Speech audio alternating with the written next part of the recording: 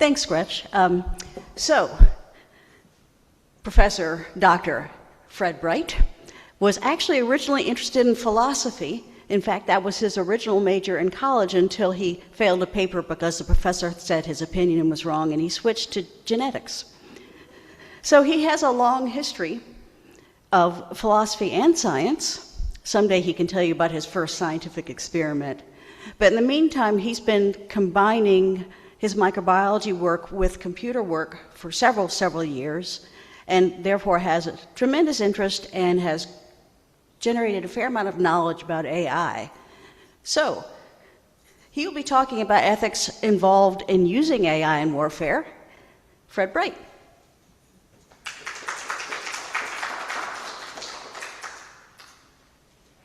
All right, thank you. Technology, magic. So, I'm going to give you just a brief overview of the talk that I'm going to give. And the picture, which you saw just a few minutes ago and you see now, is a AI self-portrait that's actually number 43 of 100. And if you go to that website, you can see some really bizarre and weird AI self-derived images of itself, which I just find interesting. Anyway, yeah, there's 100 of them on that site. This guy Michael Hess put it up. So some background, we're going to talk briefly a little bit of philosophy about moral agents and free will. And I think that's relevant to this talk because AI is becoming in many ways a moral agent, or at least moral agent-like. I don't think it's there. There's a possibility it could get there. Certainly, it's going to be used in warfare going forward in the future, and it's going to be used in making decisions about who lives and who dies. Presumably, there'll be human oversight, but maybe not always. We're going to touch briefly on the Anthropic and Department of Defense kerfuffle, if you will. They got into an argument, and we'll go through some of that about the use of AI in warfare and in surveillance of civilian populations. Talk a bit about autonomous weapons of war, and then finally some moral considerations summed up. So the first thing is, what is a moral agent? Ethics requires moral agents that can reason and have some self-awareness. That's our current sort of definition. It's a person. We consider people to be the only ones who can really do this, and they have something called moral autonomy. And this is from Immanuel Kant in his Critique of Practical Reason from 1788. He said that autonomy of the will is the sole principle of all moral laws and duties in keeping with them. So what he's trying to say, I think, is that you use your brain to make a conscious decision about what's right and wrong, what's moral or what's immoral, and it's not just desires, fears, instincts. And so we have two cats, and I immediately thought of, that's not one of them, that's an icon of our cat, one of our cats. And so I thought, are cats moral agents? And there's nowhere you will find on the web that anybody will admit that that's the case. But when you think about it, and if you have cats and you've been around them, you know that they have some form, maybe rudimentary, of abstract thinking. They do understand in some rudimentary way things that are wrong, as we've defined it, they're not supposed to do. That doesn't mean they do it. They understand it, though, to some extent. They understand the consequences of their action. They will run from you if they think you're going to be mad at them because you did something you weren't supposed to. And they have empathy. If you're sick and you're not feeling well, the cat will crawl up next to you and try to comfort you. So there's Immanuel Kant, and we assume he's a moral agent. And then there's a cat. So you have to make a decision. And I struggled with this. I couldn't really nail down one thing that completely ruled out the fact that cats were not moral agents. And then I started thinking about, well, what about AI in cats? Artificial intelligence, maybe it doesn't have empathy, but it sort of does something like abstract thinking. Really, it's an algorithm, right? When it's making a decision about what the next word is in a sentence, it's got a big block of words over here that it's maybe been instructed not to say, or it doesn't think are correct in some way, and then statistically or some other way, another block of words over here that it picks from, and it just goes word to word to word and makes sentences. That's essentially how the large language model AIs work. So I really don't have a good answer about whether AI and or cats are moral agents or not, but I'm pretty sure humans are, at least some. So, and here are some of the reasons why humans are. Aristotle argued that we can only praise or blame someone if it's their idea, if they're doing something voluntarily. If you're coerced into doing something, you can't really be held responsible for that. So this idea originated in philosophical texts quite a while ago.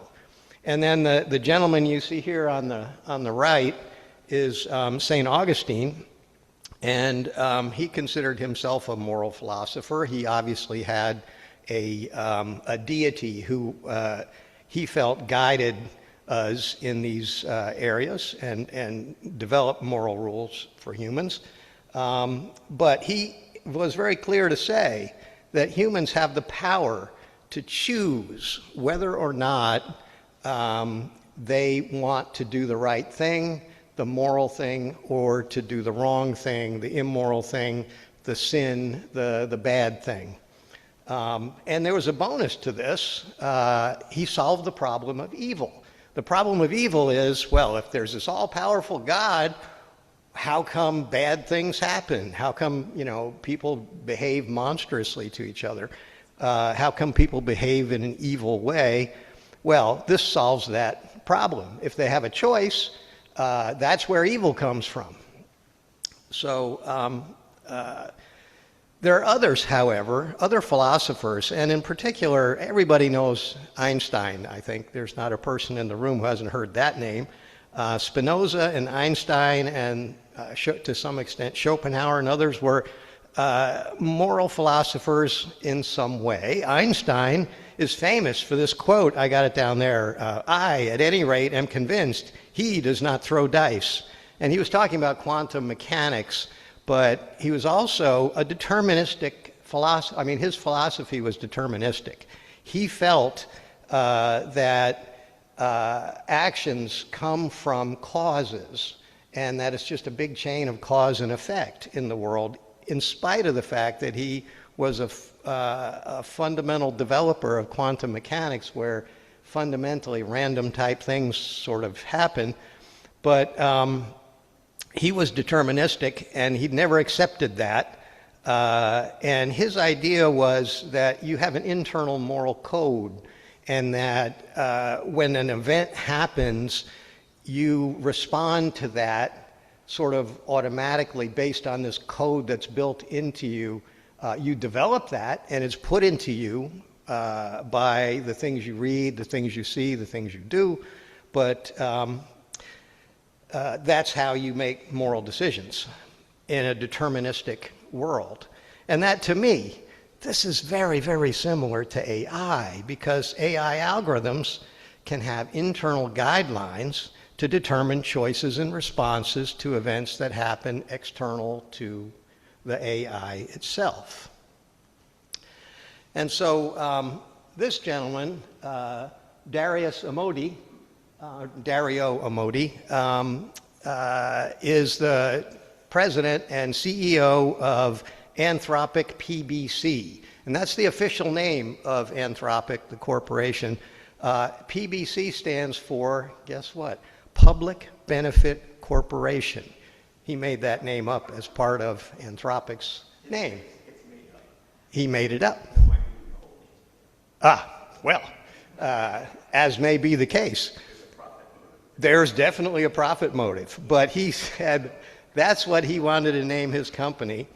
And so as he was developing AI, I think if he wanted to make a successful product, as was pointed out, indeed, if the AI was going around saying nasty things to people, he wasn't going to sell a lot of copies of Claude, his AI thing. So he said, well, a really interesting thing they learned early on was they said, well, you've got to have some rules. We'll make rules. We'll say, if somebody asks you this, if somebody asks you about torturing someone, don't tell them.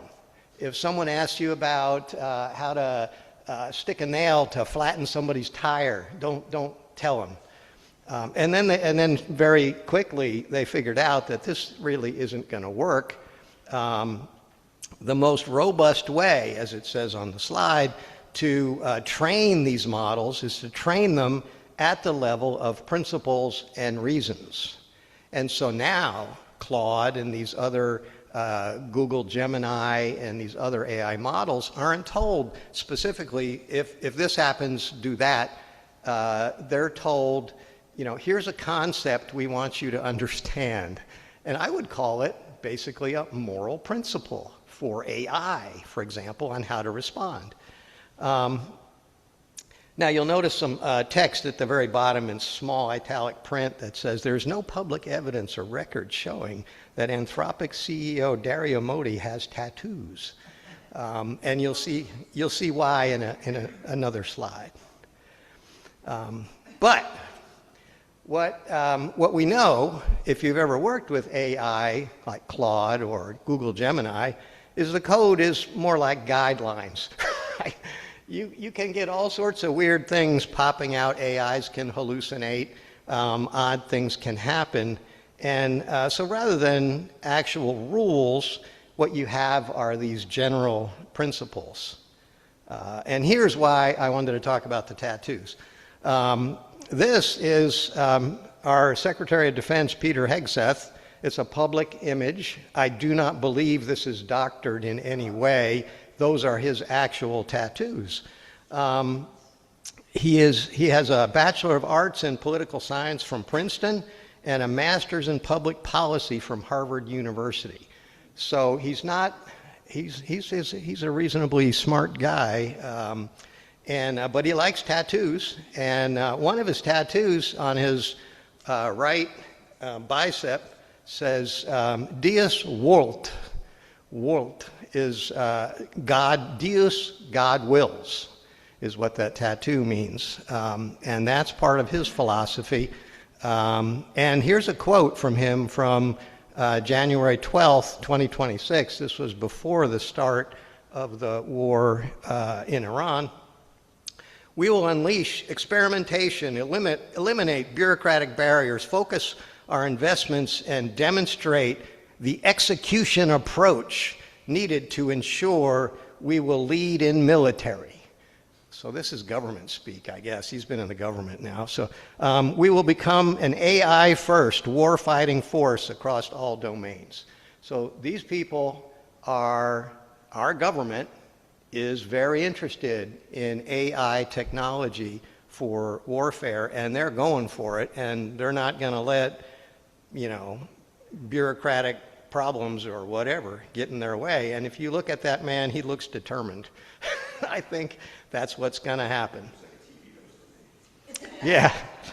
So now, let's talk about the war. The war in Iran begins February 28th, 2026, and on that day, 1,000 targets were hit in Iran by missiles and bombs and various whatever. 1,000 targets. And by 24 days later, that's in one day. There was a lot of planning going on to figure out who to target, what to target.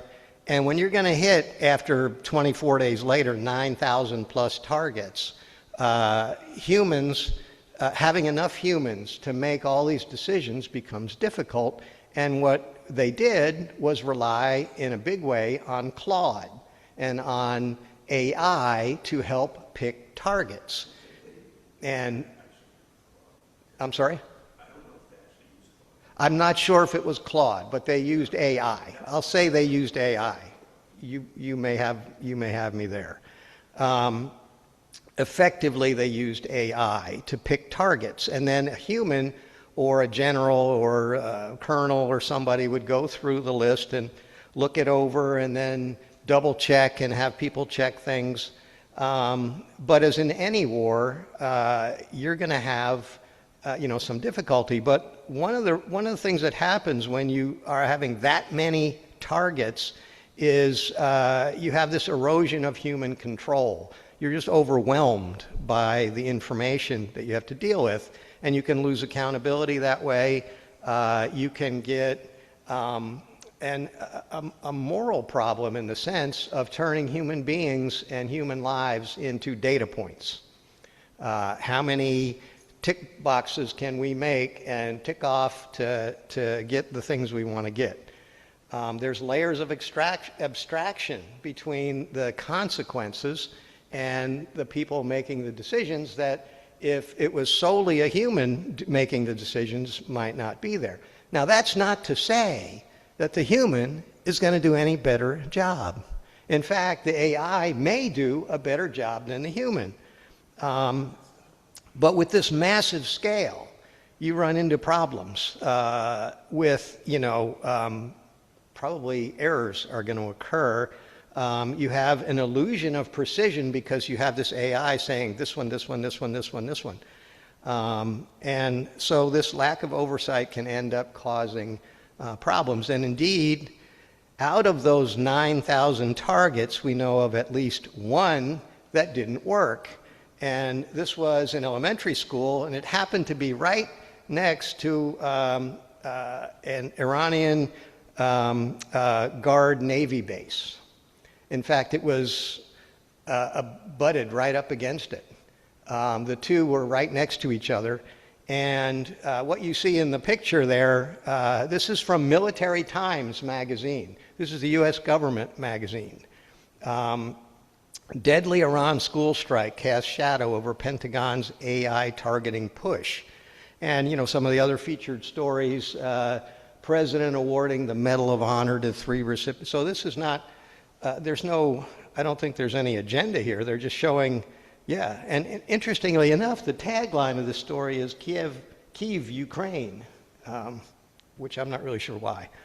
But this shows 100 graves being dug, these things happen. Now, if a human was making all the decisions, would you have more of these kinds of problems or less? And the answer is unclear. Shortly after that happened, the Pentagon produced an ultimatum.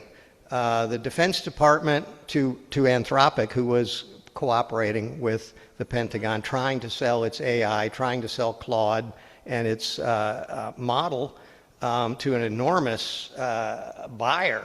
There's a very large market if you can sell something like that to the government. But the government said, well, we're going to insist that we can use this for all lawful purposes. And being the government, of course, they sort of define what's lawful. And Modi's refusal to lift safeguards resulted in a public standoff that was, you probably saw it in the news, A while later, and more recently, the U.S. Commerce Department has issued a directive forcing Anthropic to disable access to its latest AI models, Fable 5 and Mythos 5, citing national security concerns. And if you you can consider that was retaliation, or you can consider that was serious problems with those models. And again, it's really hard to understand and know for sure what's going on there. But one thing that is fairly certain, Anthropic is not going away. It is a $965 billion company at its valuation, recent valuation, and it is the most valuable artificial intelligence company in the world. So it's pretty much here to stay. Yeah. A question from a non-technical person. So when you say disable global access, Well, yeah, we'll do questions at the end, but I will take a quick clarification. We want clarification on the disabling global access. I'm repeating this for the Zoom audience. Yeah, basically what they said was you can't distribute this model, and they even blocked Anthropic employees from working with it in some ways. So yeah, they just said, and this was their latest and greatest product, and they said you can't sell it. So yeah. All right. Now, does that mean that nobody in the government is using AI? Well, guess what? The major cloud and tech providers in this country and in the world in many ways, Google, Microsoft, Amazon Web Services, NVIDIA, Oracle, OpenAI, and SpaceX have filled the gap and are very happy to be working with the government in every way that they would like. In fact, some of the Google employees wrote to their CEO a letter, which is here. I don't expect you to read the text, but basically it says, "We believe Google should not be in the business of war. Therefore, Project Maven and shouldn't go." And they're also worried about surveillance, using AI for government surveillance. So I guess the point of this slide is it ain't going to stop, because one company, even though it is the biggest in the world in this particular technology, is no longer working with the government. So I like to use Google Gemini. It's a very helpful thing for getting ideas. You have to, as with everything, treat it with a grain of salt and make sure what you're hearing is correct. I asked about AI in warfare, and the answer I got was AI can be used heavily in warfare because militaries do not use the standard commercial AI chatbots that have strict public safety filters. So basically, you're taking away those moral rules and things that we talked about earlier. And in Nature magazine in March 26, 2026, there was an article. Nature, if you're not a scientist, is probably the premier technical scientific journal on Earth. There was this lovely story about stop the use of AI in war until laws can be agreed. I think this is pie in the sky. I think this is, well, it might be good if we think about this, but as the next slide will show, it ain't going to stop. And this is frontline Ukraine video. A news reporter took a camera into Ukraine, and they're on the very front lines. The Russians were a couple hundred yards away, and they're in a bombed out building, a basement of a bombed out building, and they have this drone shop. And you can see in the upper right on the wall, this is their assembly area, and they've got these mines and bombs and stuff, and they stick them on the drones, and then they run them outside, and then these guys, like the guy in the lower left, and he's also in the upper right, in the news story, the subtitles, and it was in English, it was an English reporter, said, well, things have been really quiet, but they've suddenly picked up. A farmhouse nearby has been spotted that has dozens of Russian soldiers in it. And so a guy attached this big circular mine thing to the bottom of a drone and ran out the door, and they launched the drone. And then this guy, well, you can see him flying the drone. And then there's a picture from the video from the drone, and it's zooming in on the house, and it gets closer and closer and closer, and then the house blows up, and you can see his reaction right here. This picture made me a little queasy, sort of, that the death of maybe 12 or 15 more people was celebrated in such a way. But the point I want to make with this slide is that they're going to use every technology and every technological advantage they have to accomplish what they want to accomplish, which is to get the Russians out of Ukraine. And they're not going to stop because somebody in Nature magazine thinks it's a bad idea. And we'll get to the AI part. That was manual control, okay? I'm getting there. We'll get to the AI control here in a minute. But the point is that the technology, by the way, they have really good Wi-Fi connections there. Right on the front lines, they were talking about how it was better than in Kyiv. And they have, and I thought it was kind of interesting. They were appealing for support. If you can read the green writing on the wall and over their shed, it says Rafinad, R-A-F-I-N-A-D. And that's the name of their actual unit. It's like 5 guys, and they rotate in and out from the front. They were appealing for support on PayPal for them, for their unit, individual unit. And you can see this if you look at these videos, which are on the web. And I don't think these were news reports from this agency. And it could be, you never know what you see. But yeah, there was an image shortly after of that house just obliterated. So what's next? This is a story in the New Scientist magazine about autonomously targeting drones that autonomously target stuff. Now, when you think about it, we have missiles on our jet fighters that you point out a target, you push a button, and then you fly away. And that missile goes after the target. Wherever the target goes, it follows it until it blows it up or runs out of gas. And this story is about Ukrainian drones that are being developed that do basically the same thing. They send them over an area of territory. They look for something that looks like that, and then they kill those people. And there was a couple of these stories. One of them I watched. A Russian drone crashed nearby their farmhouse, and they went outside to see if they could retrieve it, just to see what they could find with it. It didn't blow up or anything. And they had to cross some open ground, and they were very nervous about doing that, because anytime you're in open ground, you're a target. You can't, they wanted to be in trees, under cover, where you couldn't be seen very well. And that's what it's becoming, the nature of warfare. Now, warfare, if you read about the ethics of combat, if there is such a thing, of war, there are papers and things about it, and they talk about the law of armed conflict.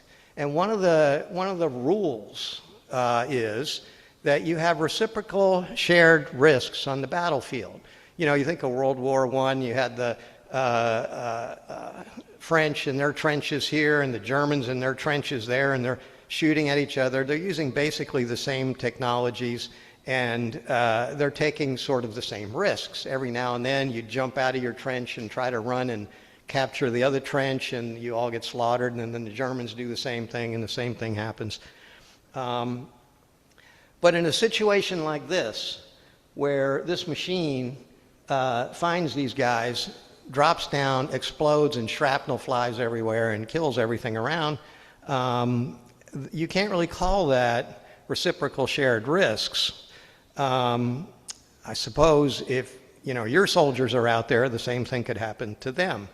But there's sort of a need for military parity if you're going to have this sort of morally correct type of war. There's also a moral obligation to reduce harm to your soldiers and your civilians. You want to do everything you can do if you're a general or a commander to make sure your soldiers don't get killed. This is a very ethical thing from the point of view of the people who are trying to protect their soldiers and kill the enemy soldiers. So where do you draw the line there? Warfare without human intervention is probably coming next, right? I mean, your drones will attack my drones, and in fact, drone versus drone, that's what they're doing right now. When I was a kid, I had Mad Magazine, and we had Spy versus Spy. It was a cartoon. This is drone versus drone. You have interceptor drones, you have attack drones, and there's two, actually, the fourth law, if you can read the tiny little text by the red line in that picture, says the fourth law, and this one says wild hornets. Those are two publicly traded companies now in Ukraine that are mass producing drones, and they're outsourcing some of the production to other countries away from the war zone, and they're doing everything they can to automate the attack of one drone by another, because this is the Iranian drone that the Russians have bought, and there's the targeting thing, and it's following it. Now, there's a lot of ways you can bring down one of these drones, and some of the early technology, they had a stick that stuck out in front of their quadricopter drone, which, by the way, goes at like 200 miles an hour. Those things aren't slouches. They move. And some of them are, pretty big. They had a stick, and they would fly it so the stick stuck into the propeller of this right here. And the propeller would break and the thing would crash. So there's simple technology like that, but others like the TFL-1 terminal guidance and cruise drone blows up and it knocks the thing out of the sky. And then the Wild Hornets one, you can see the size of it. This guy, this BBC reporter is holding one. They're becoming very common now. And in fact, what they can do is put them in a field out in the area where the drones are coming from, and put them on automatic, so when something flies over, the drones go up and blow up and kill it. And humans don't need to even be involved, because if the Russians are sending 500 drones in a day, which sometimes they send massive amounts, these things are just out there and they just pop up and blow them up. Could lead to problems. And then this is what I think has a lot of people pretty scared. The thing in the upper right is a autonomous command and control module called Cordyceps OS, and it's a takeoff on a video game monster or something. I don't know the exact detail, but you can put them into these drones, and then they act like flocks of birds, right? When you see a flock of birds flying around in the sky, and they all turn and go in one direction, they all go at once, right? Bees and other insects and things do stuff like this. The amount of brain logic you need to make that happen is not big. Now, imagine if you've got a $100 billion, or however much it is, aircraft carrier out in the Pacific, and this comes at you, right? And it's spread out. and they all have bombs. How are you going to stop that? You can, yeah. So one way they're doing it is they're using EM pulses, which can knock them all down. They can be hardened against that.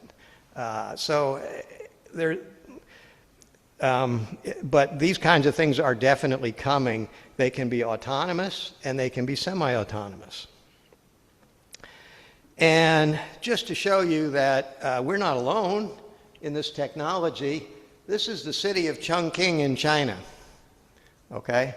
And what you're seeing, you can read the story over there, the Permanent Drone Show. The show is officially called Glorious Chongqing. When it happens, it runs every Saturday night, 8:30 p.m. for 15 to 20 minutes. And where it takes place, the drones are launched from the Chongqing Planning Exhibition Hall.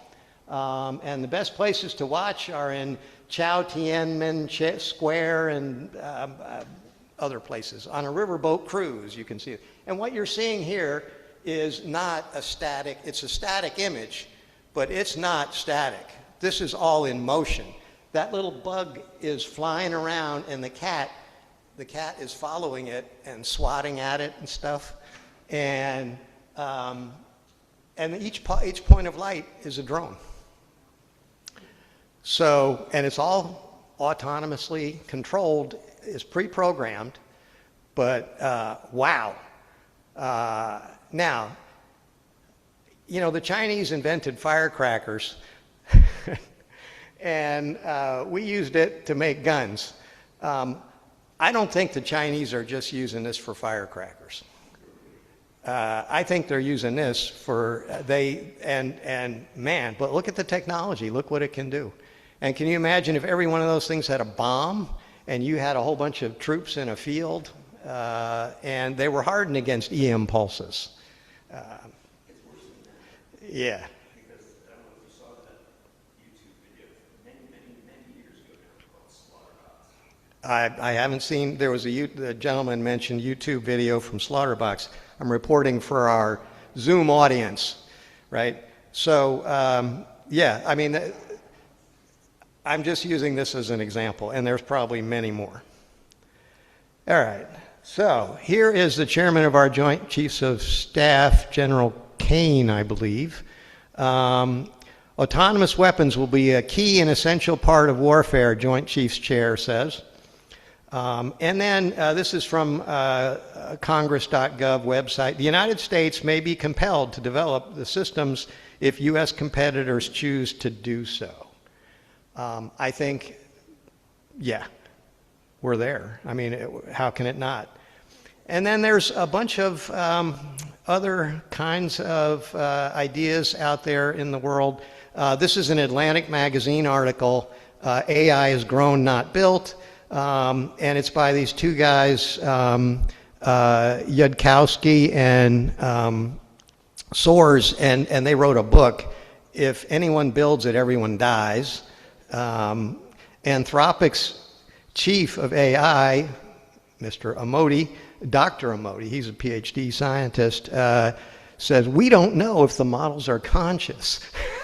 And so, that's the head of the biggest AI company in the world.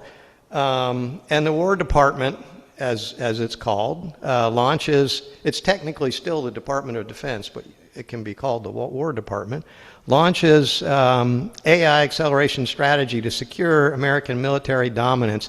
And that's from Department of War brochure or press release.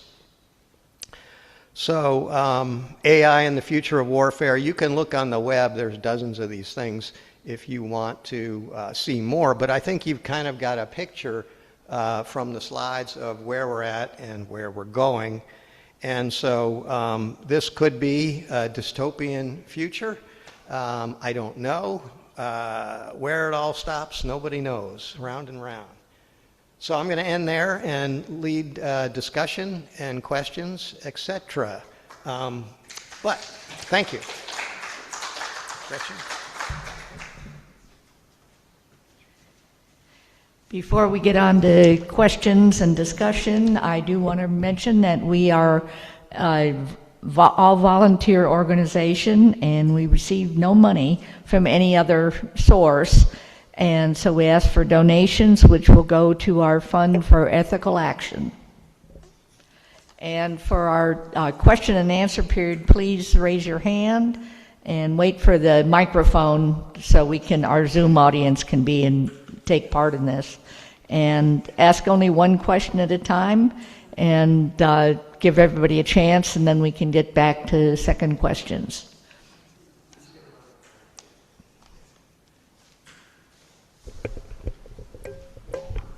All right, wait for the microphone, please, and I'm happy to try to answer your questions. I'm not sure I can. One of the things that concerns me about AI is that, remember you had put up a slide saying that AI is now programmed to make choices out of this or that. Yeah. Somebody or somebodies are the ones who created those choices. And there's automatically the bias or biases of the people who create those choices built in. So we're stuck with that. The morality or the immorality of whoever's making those choices is what's guiding the choices that the AI gets to make or not. And so that's a problem. And for me, speaking about chat box and things in education, anything that discourages inquiry and curiosity and critical thinking skills is a bad idea. And I'm not saying that AI doesn't have a good place in things, but those are my concerns. Yeah, I would actually amplify something you said and say that the actual data that's used to train these large language models comes from the web. And now we're not even talking about the rules that are programmed into them or the moral code, if you will, but just the data they use, the raw data is books, newspapers, magazines, anything you can find, often stolen, anything you can find. And so all the biases that are out there in the world are already part of that. And then they try to regulate the output of AI when it is asked a question so that it is, quote, acceptable to public perception of morality and rules.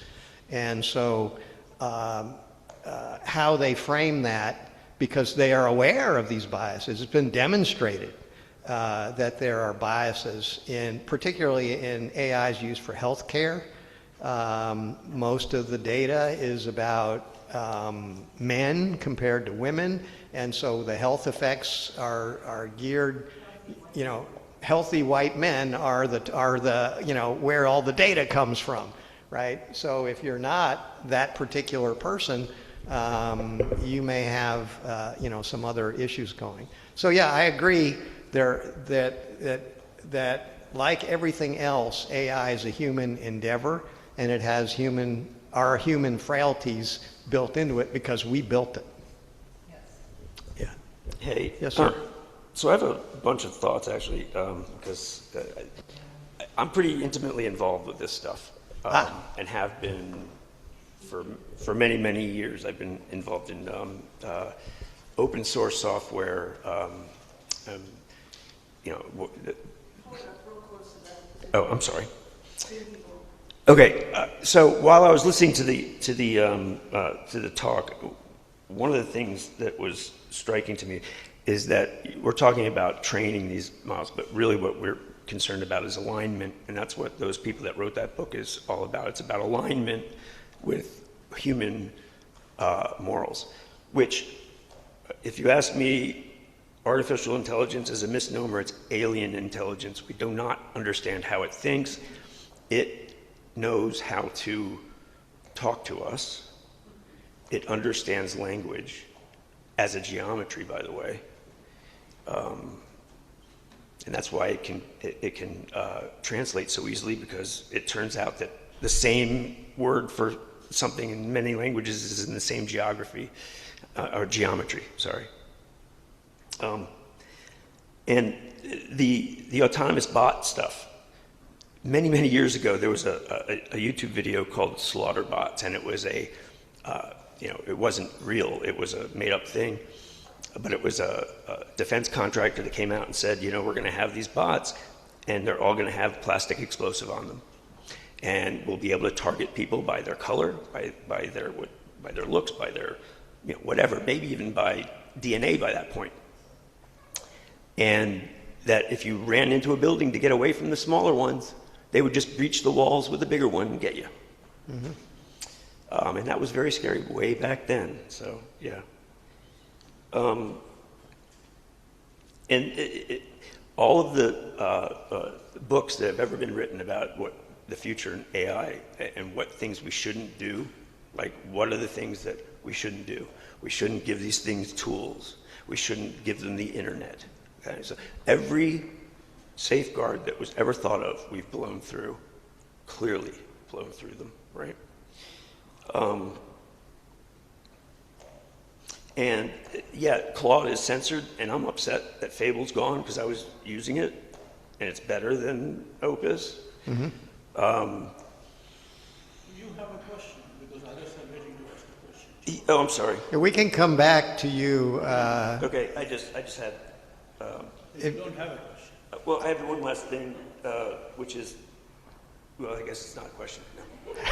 I'm also interested in your comments because you have experience that I don't have, and I appreciate that. I think that we need to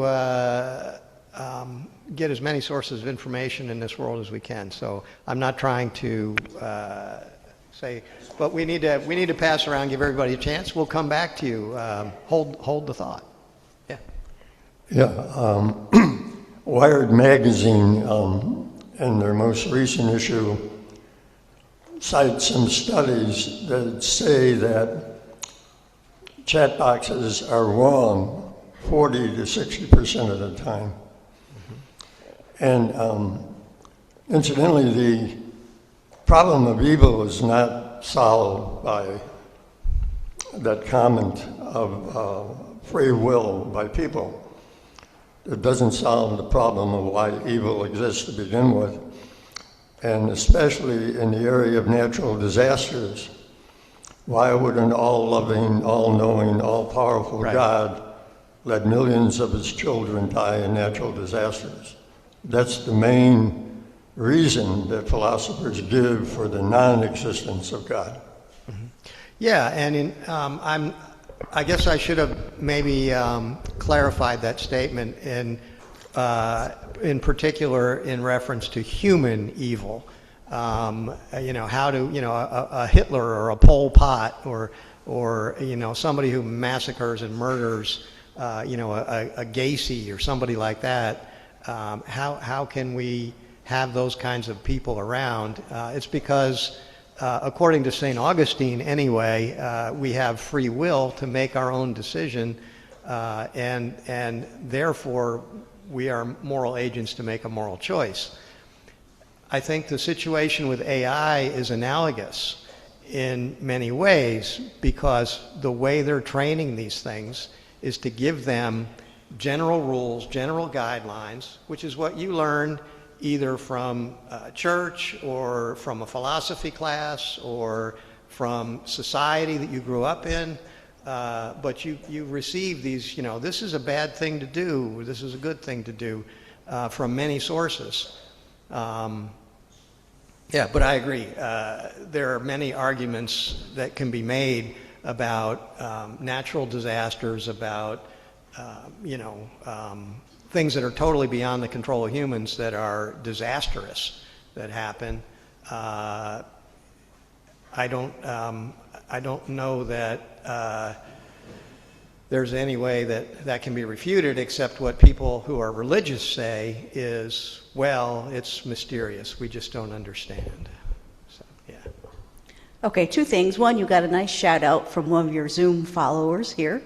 So it's always nice to know that they are able to communicate and see the talk and evidently enjoy it.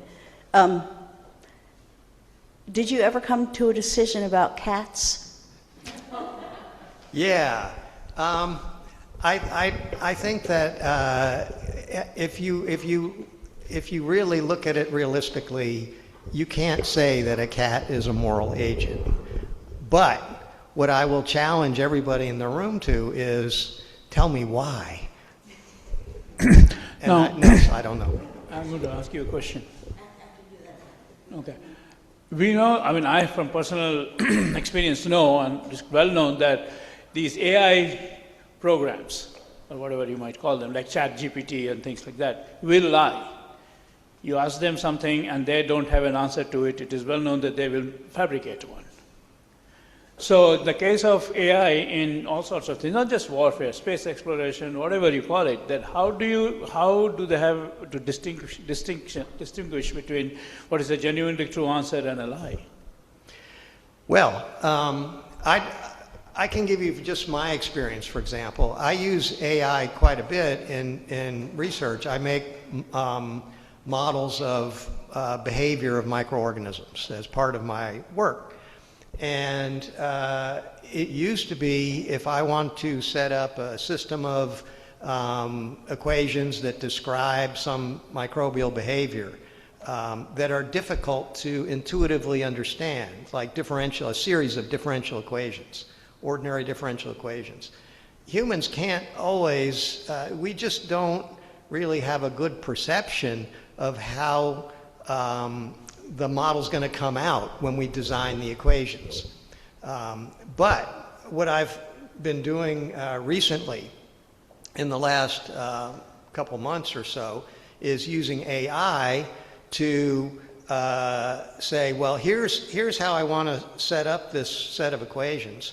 But can you tell me which one looks like a good way to do it or not a good way to do it? And I ultimately make a decision, but it has made my work that would have taken a year for me to try all these different choices, to look at it. Now I can do it in a day. And I'm not exaggerating. It really gives incredible amount of help. And not only that, but it can give me MATLAB or Python code that I can run immediately and see a graph. And it'll just write all the code for me. Now, a lot of times I get stuff that doesn't work. But given that push, given that initial start, I can go back and I can adjust and I can even tell the AI, yeah, but this doesn't work. I think it's because of this. Can you change that? Or how can you change the parameters to make the model behave in the way that I want it to behave so that the cells grow a little more and the acid comes up more quickly in a fermentation or something like that. And so and then it'll give me errors in the code, weird, odd errors will just pop up every now and then. And so from that perspective, I think that it is an absolutely amazing tool that has vastly accelerated research. And if I want to then say, well, give me some lit review on this, I can go to the library on my computer, of course. We don't actually physically go to the library anymore, and do a lit review by searching, putting in search terms, Boolean logic terms, and coming up with a thing. And it may give me some, I'll say, explain this to me, and it can explain, and sometimes it's total nonsense. And so really, I guess the answer to your question is, you have to be responsible for, like anything else, when you're looking in scientific literature, judging sources and, yeah. You put an AI algorithm on a missile and then launch the missile. There's no interaction there. Here you have an interaction. So there's giving back your result. You have the time to think about it. But once you put it on a missile or a bomb or a torpedo, you don't have that control. You're not controlling it. Then it is not AI. Yeah. Well, then it's all AI if AI is in charge. Yes, I agree. And so that's potentially a big problem. We have one in the back too. Just real quick from one of our Zoom listeners, I'm just going to read what she said here.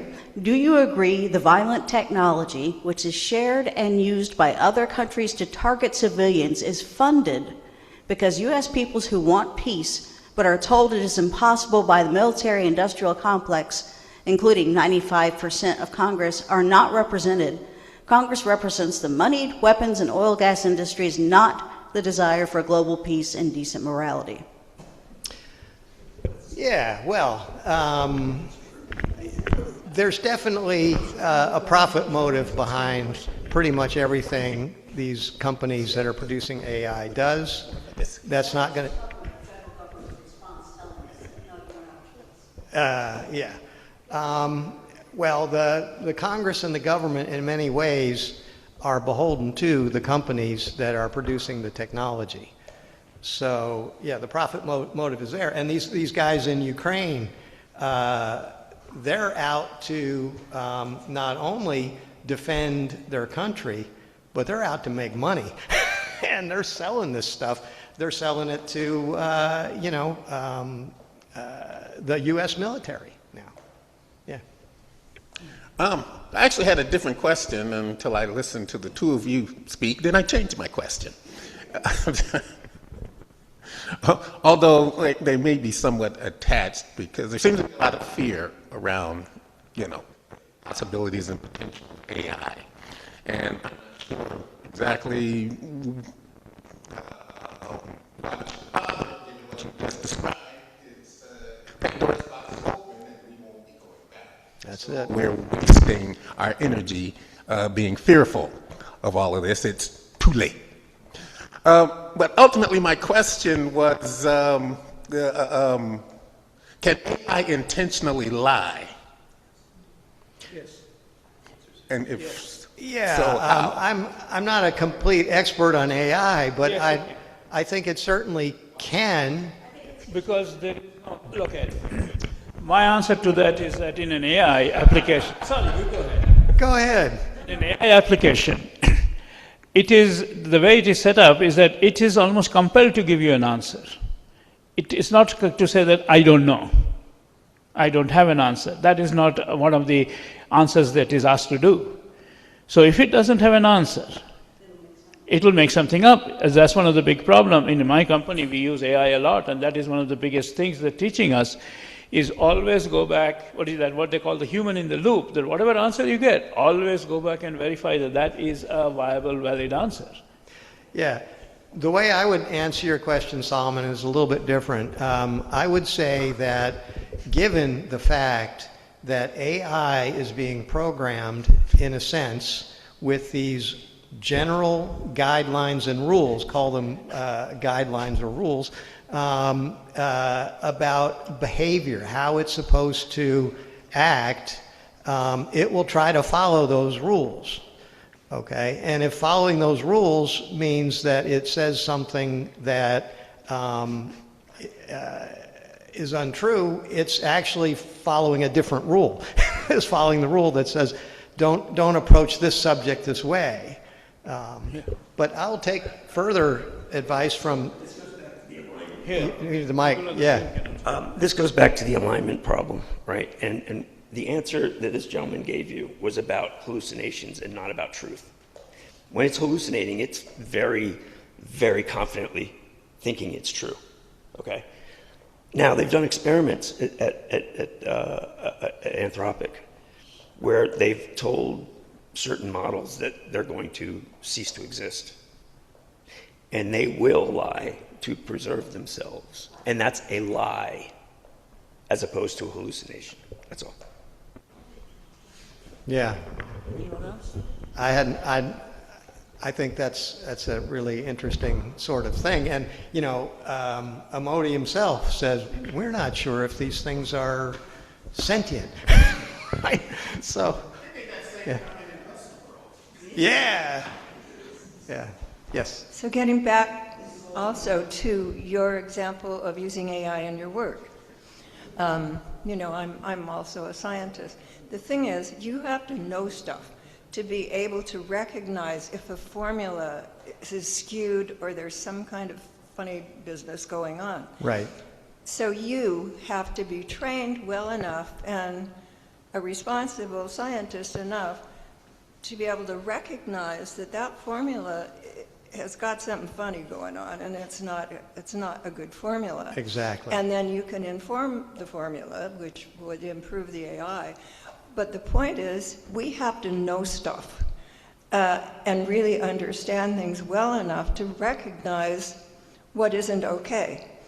And that takes a lot of humanity and critical thinking skills and everything else to be able to use it as well as you can in the work that you need to. And it has a really wonderful place, as you've described. But you have to know stuff first to make sure it's working and giving you what you need. And that's my point. We cannot discourage critical thinking skills and all of those things that come along with the way we need to learn and teach our kids. Yeah, you can almost think of, there's a feedback loop there. You do have to know, I agree with you 100%. The reason I can use that tool so incredibly well is because I've done that before. And I know how long it took me to do the same thing, and now I can do it in a fraction of the time. That's amazing. But that's wisdom.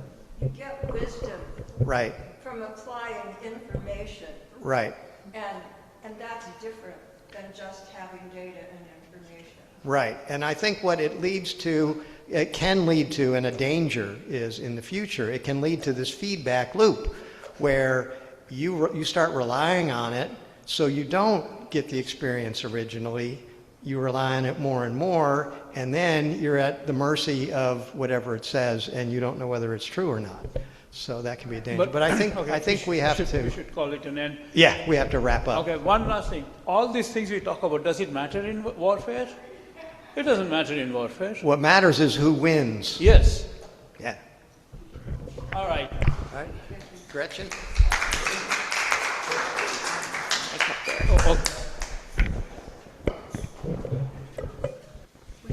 Thank you, Fred. We still have announcements. Now we have announcements. First announcement, if you're planning on coming here this next week, don't. Next Sunday is a fourth Sunday. It is our Sunday off from actual meetings. There's plenty of chance for ethical actions or interesting interactions because next weekend there's a lot of stuff with Gay Pride Month. There's events in Raleigh, Durham, Carrboro, Pittsburgh, pretty much everywhere. So you can check that out or you can have a relaxing Sunday afternoon. Amy?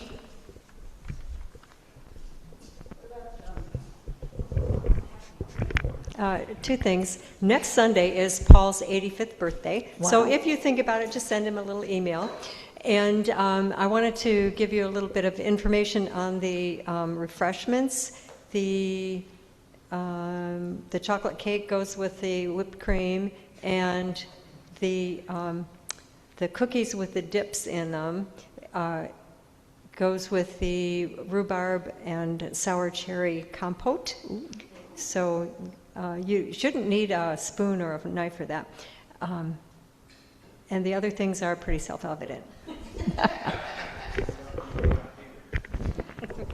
Hey, Gretchen, I thought it would be helpful because we have some first-time visitors to give the general picture of when we meet. Oh, we meet on the first Sunday of every month. The second Sunday is always a Zoom. Then we're back here on the third Sunday, and fourth Sunday, no meetings at all. And then fifth Sundays, we don't have a meeting, but the AU generally has a Zoom meeting that we're welcome to join. Yeah, the American Ethical Union, so.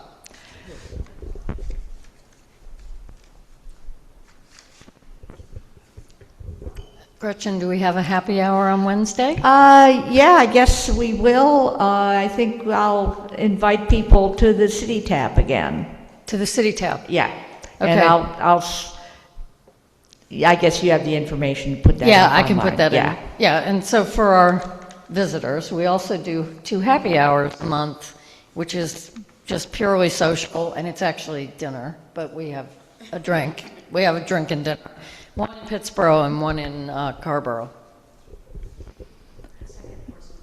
Oh, yeah, the second and fourth Wednesdays.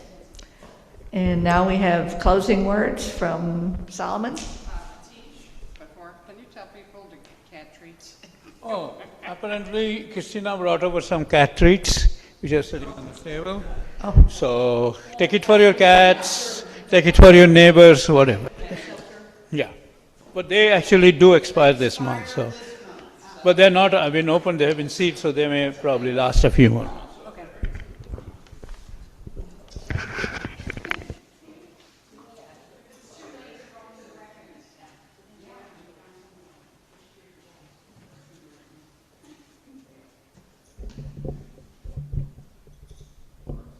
What short person was standing in front of this microphone? Fred.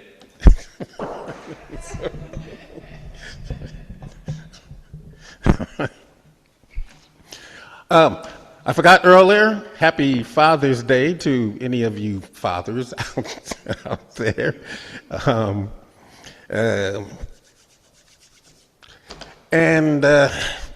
I guess I'm going to end this when Fred called me to do a little something about Juneteenth.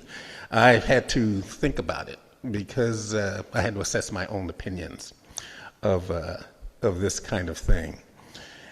And I guess what I wanted to remind everyone or emphasize about things like Juneteenth, Kwanzaa, Black History Month is the opinion of not only myself, Morgan Freeman, and a few others, is that in this day and age, I don't know that it's necessarily the best thing in advancing our society to maintain these type of things.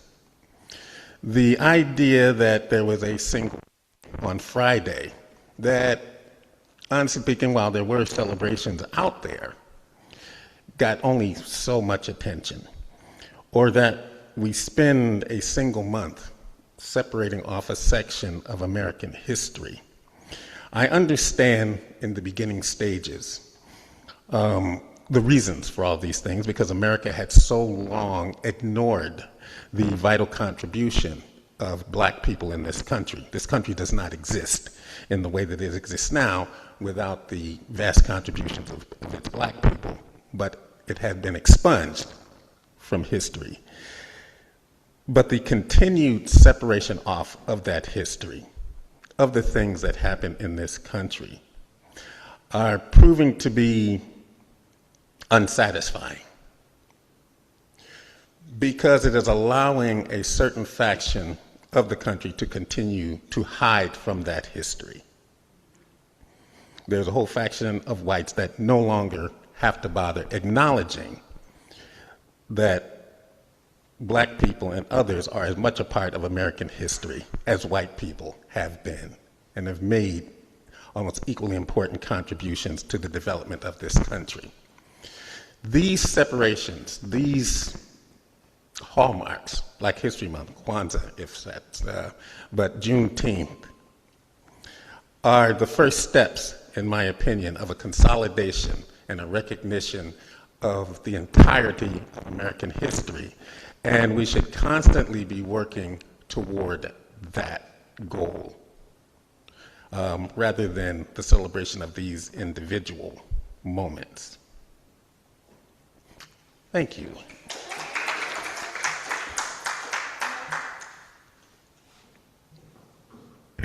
I'm just selfishly adding something because it's important to me. When we came back from our big RV trip last October, I was appalled because all the national parks and the national monuments and lots of other places had signs up telling people, these parks are yours to enjoy, please let us know if they need any maintenance, and by the way, if there's anything negative, let us know that too, because there doesn't need to be anything negative. And it was just appalling, and not much was said about it. It's finally been overturned by a judge. I don't know whether that has teeth, but it was like in the last week. the National Park Service was told, oh no, anything you took out, you put it back. So I was very pleased to hear that. You know, things like Harper's Ferry. Yeah, you need to sport it, All right, our meeting is over. I would like to thank our greeter, Mary, and open and closing words by Solomon on our excellent talk from Fred, and Amy for refreshments, and our Zoom today. So our meeting is over. Say hello to your fellows and join us for the wonderful refreshments.